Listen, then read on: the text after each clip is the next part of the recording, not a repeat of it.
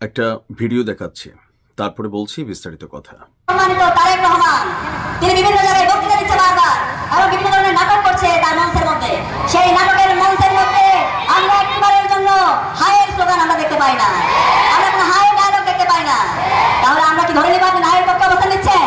না মানে হলো হাসিনা, না মানে হচ্ছে মোদি, না মানে হলো হাসিনার যে ফেসিবাদী কাঠামো সেটা রাষ্ট্রের মধ্যে রেখে দেওয়া। আপনারা কি সেই হাসিনা হতে চান? তাহলে বলে দিন, তাহলে আমরা হাসিনাকে যেভাবে ডিল করেছি, হাসিনাকে যেভাবে লাঠি দিয়ে ভারতে পাঠিয়ে দিচ্ছি, ঠিক সেভাবে আমরা আপনার সাথে ডিল করবো। এই ভিডিওটির আমি প্রথমত বিশাল বা তীব্র আপত্তি জানাচ্ছি এই কারণেই যে 5ই আগস্ট পরবর্তী যে বাংলাদেশ আমরা সাম্য, তারপর হচ্ছে যে শ্রদ্ধা, পারস্পরিক সম্মান, যে জিনিসগুলোকে এস্টাবলিশ করার জন্য সবাই কথা বলছি, তার বহিঃপ্রকাশ ডাকসুর ভিপি সাদিক কায়েমের এই বক্তব্যে আদৌ কি উঠে এসেছে? যখন ডাকসুর ভিপি নির্বাচন হয়, আমি নিজে সাদিক কায়েমের পক্ষে বেশ কয়েকটা ভিডিও বানিয়েছি, এখনও আমার চ্যানেলে আছে। আমার কাছে মনে হয়েছিল সাদিক কায়েমের ওই সময়ের যে কথাবার্তা ভিপি হওয়ার আগে আর এখনের যে কথাবার্তা, এই কথাবার্তাগুলোতে অনেক তারতম্যর আমরা পরিবর্তন দেখছি। হতে পারে ক্ষমতায় যাবার আগে সবাই মিষ্টি কথা বলেন। জনাব সাদিক কায়েম যেই ভাষাটা ব্যবহার করেছেন, এই ভাষা যদি জামাতের আমিরকে নিয়ে বিএনপির কোনো নেতাকর্মী এমন একটা বক্তব্য দেয়, তাহলে কি সেটা শুনতে সাদিক কায়েমের কাছে বা জামাতের যারা নেতাকর্মী আছেন তাদের কাছে ভালো লাগবে? দেখেন, রাজনীতিতে ক্ষমতায় যেতে হবে, কিন্তু ক্ষমতায় যাওয়ার জন্য যে ভাষা প্রয়োগ আজকাল আমরা এনসিপির নেতাকর্মীদের, তারপর জামাতের নেতাকর্মীদের, কিছু কিছু জায়গায় বিএনপির নেতাকর্মীদের দেখছি, কোনোটাই আসলে কাম্য না। গতকালকে সিলেট নগরের চৌহাট্টা এলাকায় জুলাই জাতীয় সনদ বাস্তবায়ন গণভোট যেটা চলছে বা হবে, এর পক্ষে আপনার আয়োজিত গণজমায়েতে তিনি এসব কথা বলেন। আর এই প্রোগ্রামটাতে তিনি যে বক্তব্যটা দিয়েছেন যে আপনারা কি সেই হাসিনা হতে চান, তাহলে বলে দিন। এই আপনারা বলতে কিন্তু বিএনপিকে মেনশন করা হচ্ছে, যেহেতু তিনি জনাব তারেক রহমানের নাম নিয়েছেন। এখন গণভোটের বিপক্ষে কারা আছে? জনাব জিএম কাদের, তিনিও কিন্তু শক্তভাবে আছে, জাতীয় পার্টি। তো এই প্রোগ্রামের এই বক্তব্যে জাতীয় পার্টিকে কিন্তু মেনশন করা হয় নাই, অথবা জিএম কাদেরকে মেনশন করা হয় নাই, হয়েছে জনাব তারেক রহমানকে। তাহলে হাসিনাকে যেভাবে ডিল করেছি, শব্দের পরের যে অংশটা ছিল যে যেভাবে লাথি মেরে ভারত পাঠিয়ে দিয়েছি, তো এভাবে তারেক রহমানকে লাথি মেরে আপনারা যুক্তরাজ্যে পাঠাতে চান?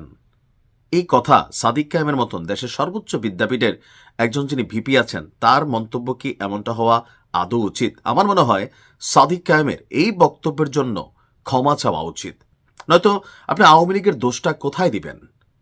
বাস্তবতা তো এইটাই যে আপনি আওয়ামী লীগে তো এমন ভাষাকে ব্যবহার করে আসলে বিএনপিকে আক্রমণ করে নাই, বা যতটুকু বলছে যে বেগম খালেদা জিয়াকে জেল খাটানো হবে, তারেক রহমানকে বলছে আরে বেটা দেশে আয়, এই ধরনের ডায়লগ ছিল। কিন্তু এভাবে প্রকাশ্যে এত বড়ভাবে বা এরকমভাবে সোশ্যাল মিডিয়া প্ল্যাটফর্মে এমন বক্তব্য কিন্তু আসলে দেয় নাই। এখন ডাকসুর বিপির বক্তব্য যেটা, যে না মানে হচ্ছে ভারতের দালালি করা। তো ভারতের দালালি তো এখন সবাই করছে, কারা করছে না? আপনি দেখেন জামাত ইসলামের যে শরিয়া ভিত্তিক আইন, সেটাও তো করছে না। কেন?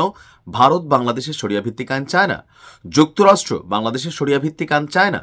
তো জামাত ইসলাম যেহেতু ইসলামের রাজনীতি করবে, ইসলামের প্রথম যেটা সূত্র সেটা হচ্ছে শরিয়া আইনকে এস্টাবলিশ করতে হবে। কিন্তু আমি সবসময় বলি, বাংলাদেশে শরিয়া আইন এস্টাবলিশ করা এত সোজা না, বা এটা বাংলাদেশের জনগণের মধ্যে একাংশ যারা বলতেছেন, তারাও কিন্তু শরিয়া আইন বাস্তবায়ন হইলে আসলে নিজেরা সুখকর ফিল করবেন না। যে বিয়ে শাদিতে ডান্স ডোন্স, এগুলা অনেক কিছুই এখানে ঝামেলার কারণ হবে। সো শরিয়া আইন আসলে বাস্তবায়ন করতে গেলে অনেক বাধা বিপত্তি আছে। কিন্তু যখন আমরা দেখি যে নানান দেশের কূটনীতিকদের সাথে এই বিষয়ে কথা বলা হয়, তখন তো এটা ঝামেলার।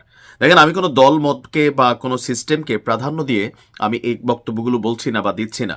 আমার প্রত্যেকটা ভিডিওতে আমি চেষ্টা করি যে রাজনৈতিক শিষ্টাচার বা রাজনৈতিক যে শালীনতা, এক দলের প্রধানকে অন্য দলের প্রধানের মাধ্যমে যে সুন্দর ভাষা প্রয়োগের বিষয়, ভোট জনগণ দিবে। আপনারা এই ধরনের বাক্যে হয়তো যারা এক ধরনের উশৃঙ্খল জনগণ আছে, তারা হয়তো আপনাদের সাপোর্টাররা সাপোর্ট করবে, কিন্তু এই এক বক্তব্যে ভিপি সাদিকের এক বক্তব্যে জামাতের যে ইজ্জত ছিল আজকের দিনে, বা জামাতের যে লেভেল ছিল, অথবা সাদিক কায়েমের প্রতি যারা সমর্থন দিয়েছিলেন ডাকসুর ভিপি প্যানেলে ভিপি হওয়ার জন্য, যারা আপনার পক্ষে, আমি তো প্রচারণা করছি যে ভিপি হিসাবে খারাপ হবেন না, আপনার উত্থান নিয়ে প্লাস অনেক বক্তব্য আমরা এখানে দেখেছি।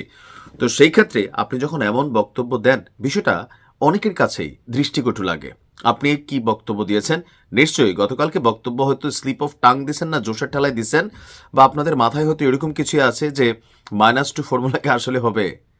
দেখেন ভিপি সাদিক, আপনি বয়স অনেক ছোট, তরুণ, রক্ত টকবকে গরম, আর বক্তব্য দেওয়ার সময় এই ধরনের ভাষা প্রয়োগ আপনি অথবা আপনার মতন লেভেলে যারা আছে, অনেক পাগল ছাগল অনেক কথা বলে, আমরা এগুলোকে ধরি না, কিন্তু আপনি যখন কথা বলেন তখন পুরো বাংলাদেশ শোনে।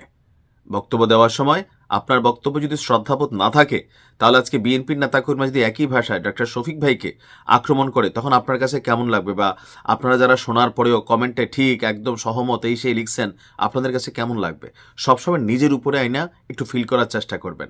সাদিক ক্যামের উচিত বিষয়টি নিয়ে বিএনপির কাছে, জনাব তারেক রহমানের কাছে ক্ষমা প্রার্থনা করা, কারণ এরকম ডেঞ্জারাস ভাষা প্রয়োগ, এতটা নিন্দনীয় ভাষা প্রয়োগ কোনোভাবেই বাংলাদেশের মানুষ আসলে দেখতে চায় না।